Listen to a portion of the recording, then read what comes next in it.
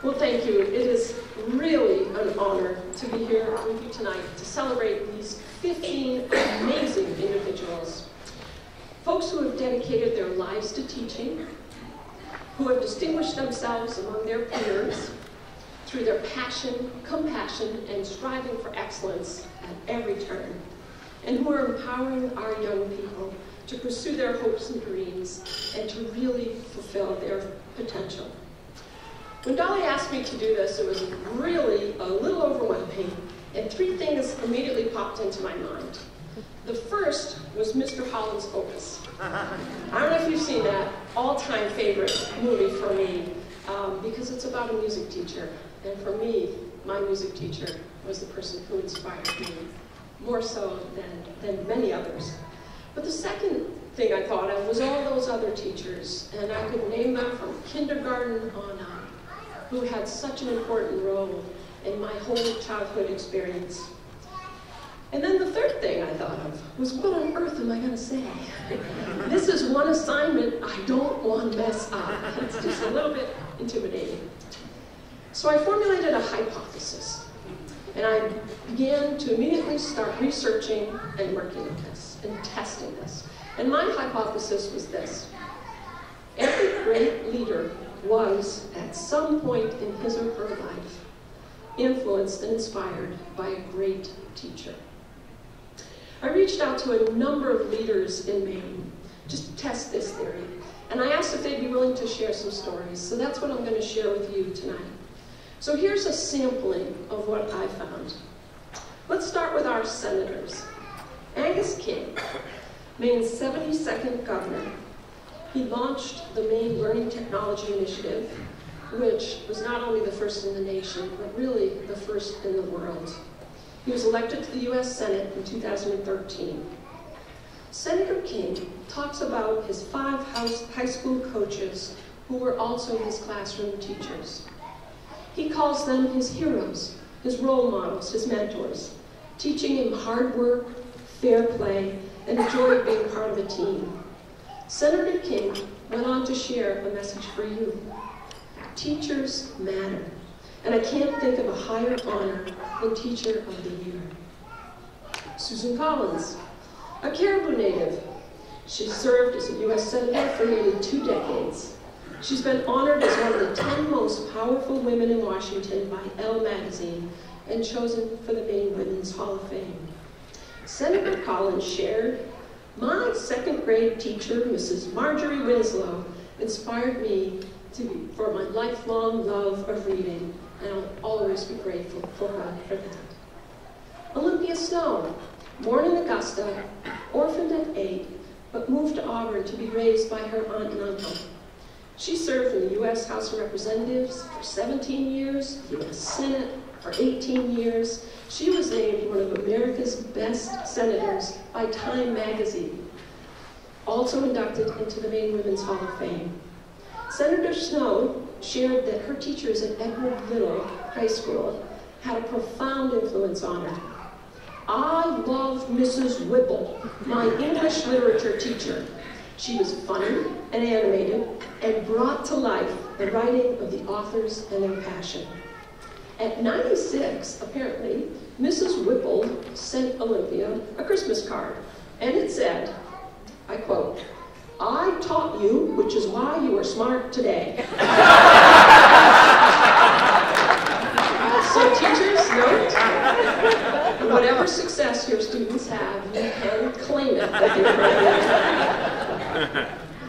they In addition, Olympia mentioned Mr. Chick, who encouraged her to go to college, and Mr. Cooper, who gave her her love of government and politics. Bill Cohen, born and raised in humble roots in Bangor, Maine. He served as the mayor of Bangor, served in the U.S. House of Representatives, he was a U.S. Senator, and he was appointed as the 20th U.S. Secretary of Defense. Secretary Cohen credits Bowdoin College English literature professor Roy Greasing with making a significant difference in his life. His story goes something like this. Secretary Cohen was apparently a hot-headed young college student who was mostly focused on basketball and had very, very interest in English literature and poetry. When Professor Greason gave him an assignment to write a sonnet, Secretary Cohen thought that real jocks don't write sonnets, just don't. And so he tried to get out of the assignment by suggesting to the professor that he had a very demanding basketball practice schedule. Well, Professor Greason replied that if he failed to do the assignment, he would fail the class. And if he failed the class, he would be immediately kicked off the basketball team. So Secretary Cohen wrote the sonnet, and it uncovered his love of language and writing and poetry. He proceeded to change his major from basketball to Latin, and has now written 13 books, including 2 volumes of poetry. George Mitchell, born and raised in Waterville, very humble roots. A U.S. Senator from 1980 to 1995. He served as the majority leader of the U.S. Senate. He was awarded the Presidential Medal of Freedom. He was appointed as a special envoy to Middle East peace, for Middle East peace. Senator Mitchell will forever remember his Waterville High School English teacher, Elvira Whitten, a woman he describes, picture this, elderly, intelligent, kind, formal, and erect. In the fall of his junior year, she called him up after class one day, and she said, "George, what do you read?" Well, George Mitchell, who, for my mind, is one of the most articulate people I've ever met in my entire life, he was dumbfounded by this question and embarrassed because really all he'd read to that point very frequently was comic books. So he looked at her and he said, "What do you mean?" And she said, "What do you read?" That night, she gave him John Steinbeck's The Moon is Down and told him to read and report back to her once he was done what he thought of the book and what he'd learned. Well, he was so anxious to please this woman, he read the entire book that night, couldn't wait to see her after class the next day, gave his report, and she gave him a second book to read. This went on for 7 straight months. And after 7 months, it started in November, ended in May, and he came back for his next book, and he was really discouraged because she said, "It's time for you to start picking your own books." And he went, it took him a long time, but he did it. And through her efforts, he became a voracious reader. It exposed him to a wide array of literature and really encouraged him in ways that were unimaginable. His world had been immeasurably expanded, and his life profoundly changed because a teacher took time to do something special for him. Okay, I've now established that teachers have a profound influence on politicians. What about the other people? Well, Joan Benoit Samuelson, raised in Cape Elizabeth, first women's Olympic marathon gold medal winner. She was also inducted into the Maine Women's Hall of Fame. When asked, Joan said, "Laurie, can I only have one?" And who am I to set limits on a gold medalist? So I let her pick all she wanted, and she very quickly came up with 4. 2 high school teachers, a principal, and a 5th grade teacher, each of whom brought learning to life for her and set very high expectations, both inside and outside the classroom, likely giving Joni what she needed to have the tenacity to hold the record as being the American woman in the Boston Marathon for 28 years with the fastest run. Peter Vignew, raised in Pittsfield, rose from a laborer through the ranks to become the chairman of Chinbro Corporation. He transformed Chinbro from a small construction company to a national powerhouse. For Peter, it was an extremely formidable teacher, his Latin teacher at MCI, called Hazel Earle. After his junior year of high school, he realized that his dream of going to college probably wasn't going to happen because he hadn't taken 2 years of a foreign language. So he went to the Latin teacher, and asked her if he could take both Latin 1 and Latin 2 in his senior year. First she said no, but then she thought about it, and she gave him the chance to do it, but she promised him he would never work as hard in his life as he was going to have to work his senior year to get through those 2 classes. But it wasn't that challenge that was the most transformative part of his experience with Hazel Earle. One Monday, Ms. Earle asked the smartest girl in Latin class to translate Cicero, and the girl did it perfectly, as usual. Well, for some reason, the very next day, Ms. Earle called on that same girl again, and she was embarrassed and flustered because she didn't think to do her homework. She didn't think she'd get called on again. And she said the words, "I can't." Well, absolutely fuming, Hazel Earle quietly turned towards the blackboard and began to slowly and powerfully, and in Peter's word, painfully, write the word "can't" in 6-inch font when she started, and she kept going across the entire chalkboard, writing it bigger and bigger and harder each time. At the end of that, everybody in the class was absolutely silent and afraid, terribly afraid. And she turned around and she said, "Never use the word can't. When you say I can't, you will fail. In life, you must never, ever give up." And to this day, Peter can tell you every moment of that class and how it's impacted him. Finally, a woman who you may not have heard of yet, but a woman I had a chance to meet by the name of Tara Lynn Swift. She's a philanthropist in southern Maine who founded Aubrey's End Foundation in Kennebunkport to honor her late husband. Among many of the gifts that the foundation has given, one of them was the creation of the Swift Center for Innovation and Design Technology in the middle school of the Kennebunks. It was created to ignite the entrepreneurial and innovative leadership spirit of our young people. When Tara Lynn shared her story, it hit me like a ton of bricks that one of the most important lessons that teachers teach is how to balance this desperate and powerful need for children to fit in with the discovery of their own individual talents, dreams, and aspirations. Tara Lynn had moved around the country a great deal as a young child. So she was very excited to start 7th grade because her father had promised, "We're going to keep you in the same school."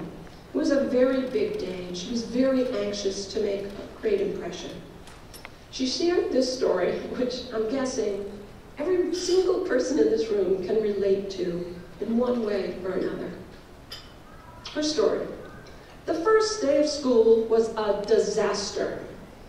It began well, as I wore a brand new red sailor outfit and new shoes, which went largely unappreciated by the homeroom class, as they stuffed me, bottom first, into a wastepaper basket and set me on the homeroom teacher's desk as a morning greeting. I'm guessing that very few of us have ever been stuffed into a trash can. And I'm also guessing that every single one of us can relate to an experience that made us feel that way, whether it was humiliated or rejected in some form or fashion. The teacher handled it really well, though.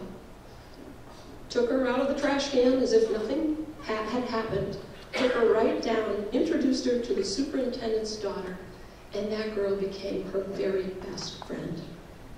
In high school, it was her debate coach, Doc Schuniger, who seemed to have a radar for students who had problems fitting in, and taught her over and over and over again patience, perseverance, and never give up on her dreams. I could go on and on about stories of Maine's leaders and how teachers have affected their life. But it's not just Maine. A little research shows Senator John McCain credits his English teacher who taught him morals and honor and gave him the strength when he was a prisoner of war. Renowned poet Maya Angelou thanks her teacher, Ms. Bertha Flowers, for inspiring her love of poetry. Newscaster Tom Brokaw says it was his teacher, Mrs. Morrow, who inspired his love of reading.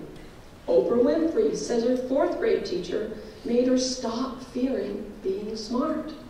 Bill Gates claims there would be no Microsoft if it wasn't for his math and his drama teachers.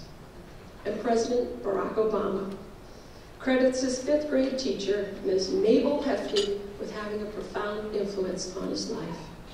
He said, "Ms. Hefty taught me I had something to say, not in spite of my differences, but because of them. She made every single student in the class feel like they were special. This is the simple and undeniable power of a great teacher."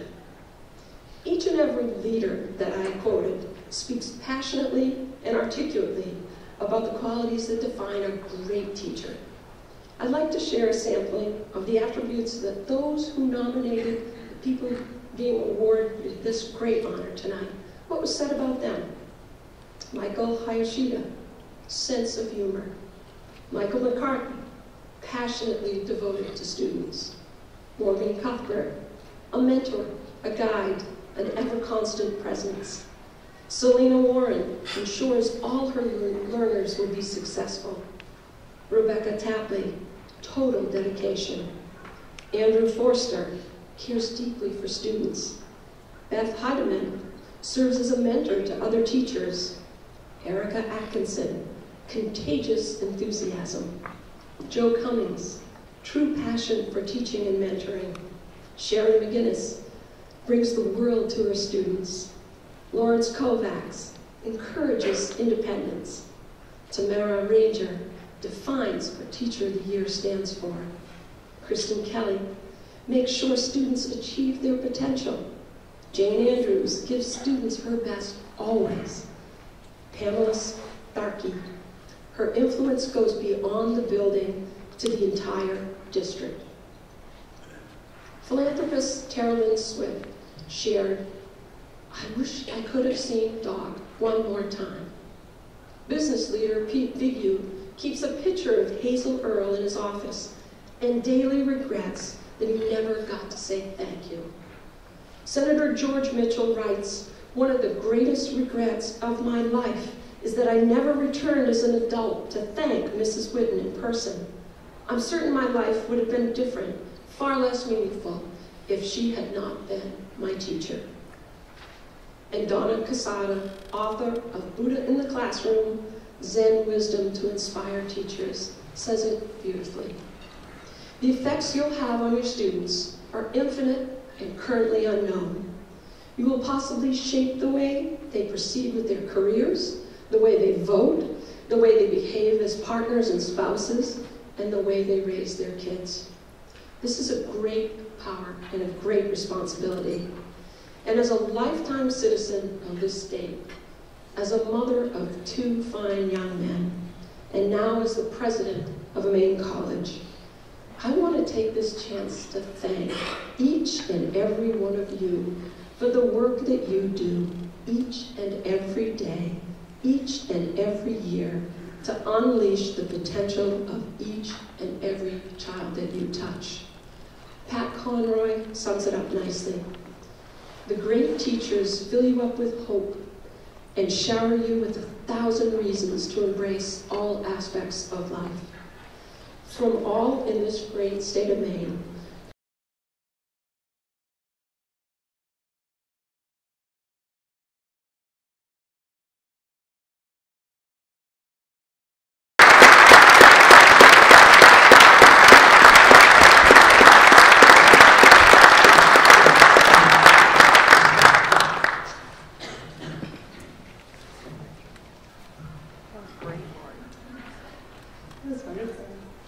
Thank you, Laurie. So,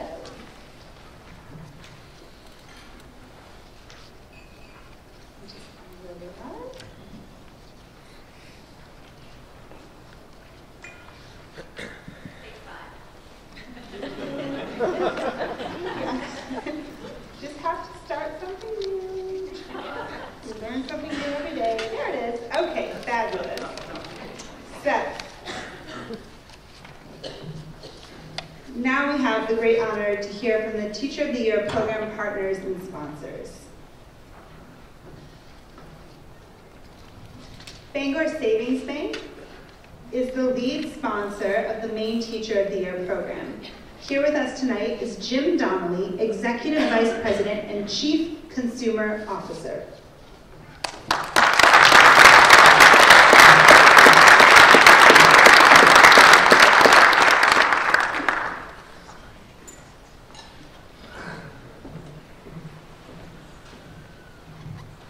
Well, bankers aren't noted for public speaking, and usually when somebody says, and now a word from our sponsors, it's when people go to the bathroom and get a snack. So I won't be offended if that's what you do. We're very proud to be involved with this event because all of us have been touched, and I think Laurie couldn't have done a more fabulous job. And if we can give her another round of applause.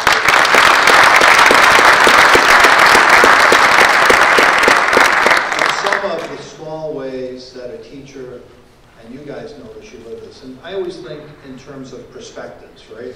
I try to put the customer in the middle of the room and say what around that customer needs to be done by the bank to give them a better experience.